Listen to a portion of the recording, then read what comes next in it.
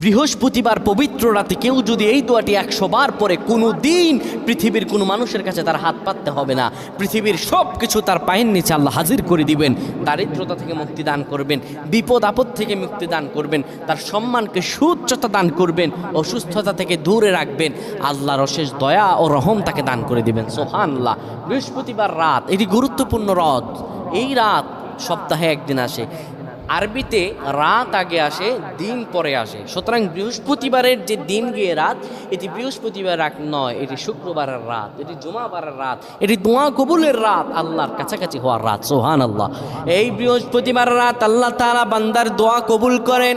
কেউ যদি বৃহস্পতিবার রাতে ঈশা নামাজের পরে পবিত্র হয়ে ইয়া হাইয়ু ইয়া হাইয়ু ইয়া হাইয়ু ইয়া রফিয়ু ইয়া রফিয়ু ইয়া রফিয়ু এই দোয়াগুলো পড়তে পারে 100 বার, আল্লাহ রাব্বুল আলামিন তার